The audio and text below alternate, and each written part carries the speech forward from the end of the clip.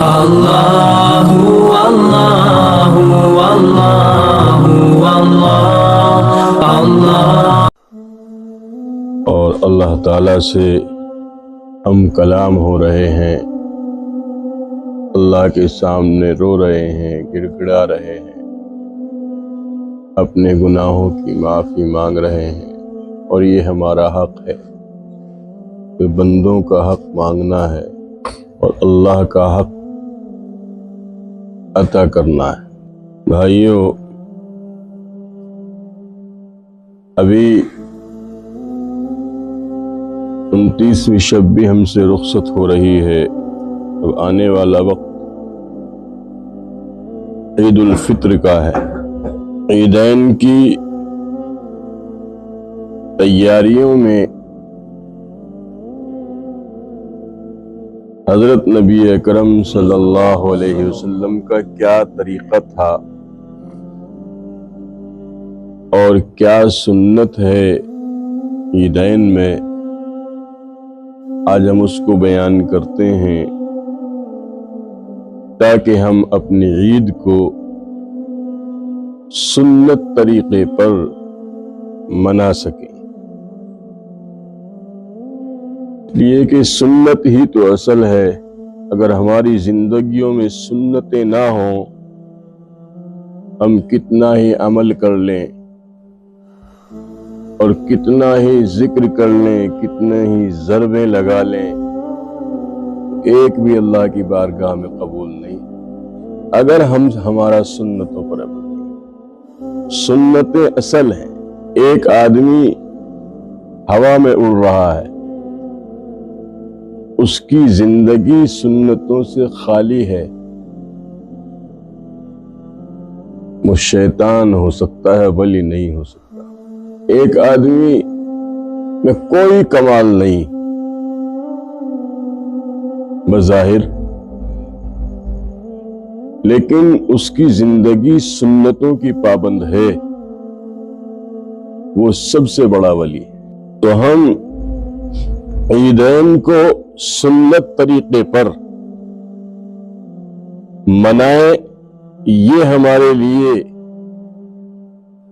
ہمارے اللہ کی طرف سے ایک بہت بڑا انعام ہوگا، چونکہ ہم نے نبی علیہ الصلوۃ والسلام کی سنتوں پر عمل کرتے ہوئے عید کی خوشیوں میں شامل ہوئے۔ تو سب سے پہلی سنت یہ ہے عید کی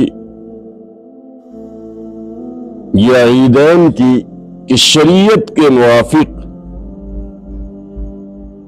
اپنے آپ کو سنوارنا، سجانا، خواہ وہ کسی بھی اعتبار سے ہو، یعنی اچھے کپڑے پہنے، نہائے دھوئے وغیرہ وغیرہ جو چیزیں ہوتی ہیں، یہ نسائی شریف میں ہے، جو حدیث کی کتاب ہے سیحہ ستہ میں سے۔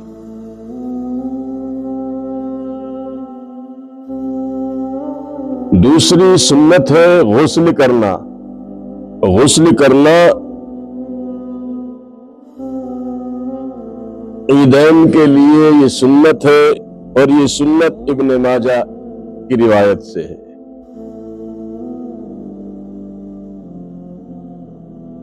تیسری سنت مسواک کرنا ہے، اور یہ سنت مصنف عبد الرزاق جلد نمبر 3 میں ہے۔ ایک چوتھی سنت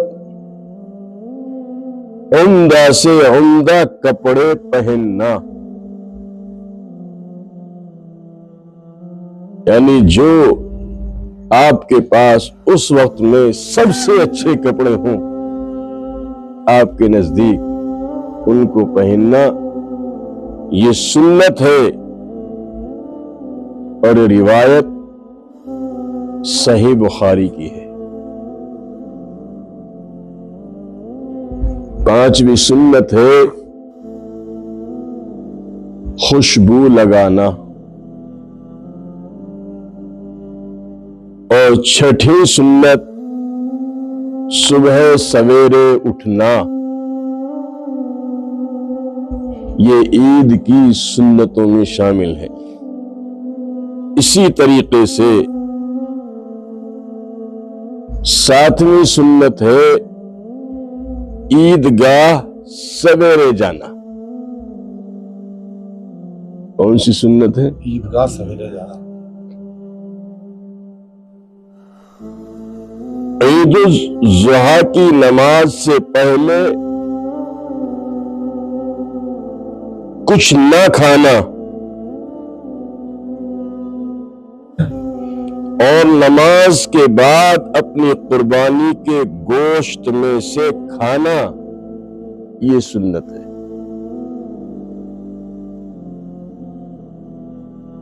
یعنی جس کو ہم بقرہ عید کہتے ہیں، اس میں عید کی نماز سے پہلے کچھ نہ کھانا سنت ہے، اور نماز کے بعد اپنی قربانی کے گوشت میں سے کھانا، یہ سنت ہے، اور یہ ترمذی شریف کی روایت ہے۔ اسی طریقے سے عید الفطر کی نماز سے پہلے کوئی میٹھی چیز کھا کر عیدگاہ جانا، یہ سنت ہے۔ آپ کو فرق سمجھ میں آیا دونوں عیدوں میں؟ یعنی عید الاضحیٰ میں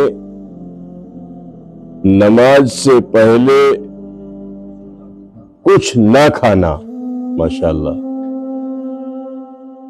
اور نماز کے بعد اپنی قربانی کے گوشت کھانا، یہ سنت۔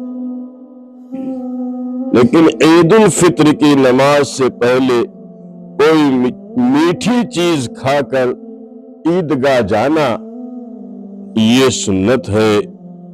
یہ بھی بخاری شریف کی روایت۔ عید کی نماز عیدگاہ میں پڑھنا، یہ بھی سنت ہے، اور یہ بھی صحیح بخاری کی روایت ہے۔ ایک راستے سے جانا، دوسرے راستے سے آنا عید کی نماز کے لیے، یہ بھی سنت ہے، اور یہ بھی صحیح بخاری کی روایت ہے۔ اسی طریقے سے عید الاضحیٰ میں تکبیرات تشریق کو بلند آواز سے پڑھنا، اور عید الفطر میں آہستہ پڑھنا۔ تکبیرات تشریق کیا ہیں؟ اللہ اکبر، اللہ اکبر، لا الہ الا اللہ، واللہ اکبر، اللہ اکبر، وللہ الحمد۔ شامی کی روایت ہے۔ عید الاضحیٰ میں اس کو بلند آواز سے پڑھنا، اور عید الفطر میں آہستہ پڑھنا۔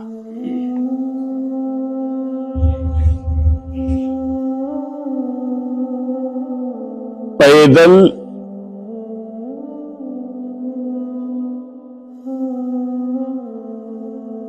جانا، یہ بھی سنت ہے۔ اس کے سامنے مجبوری ہے یا دور ہے، وہ ایک الگ بات ہے، لیکن پیادہ پا چلنا، یہ بھی ترمذی شریف کی روایت۔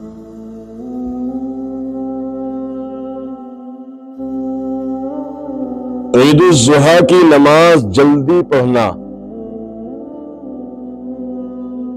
اور عید الفطر کی نماز تھوڑی تاخیر سے پڑھنا، یہ بھی سنت ہے۔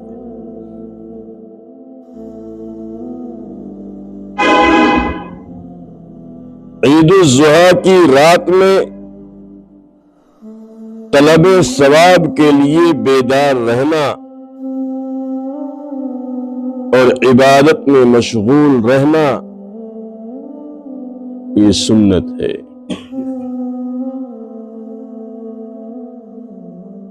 ابن ماجہ کی روایت میں ہے۔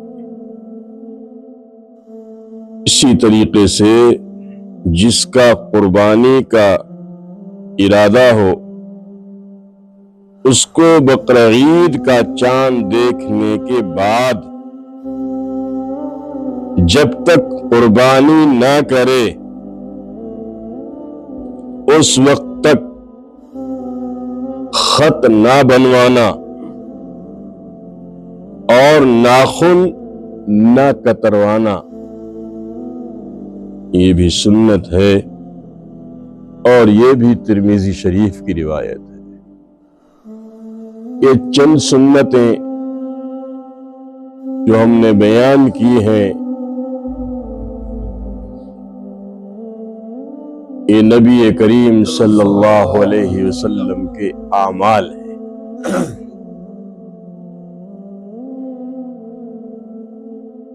ہم عید الفطر میں ابھی داخل ہونے والے ہیں 2 دن کے بعد۔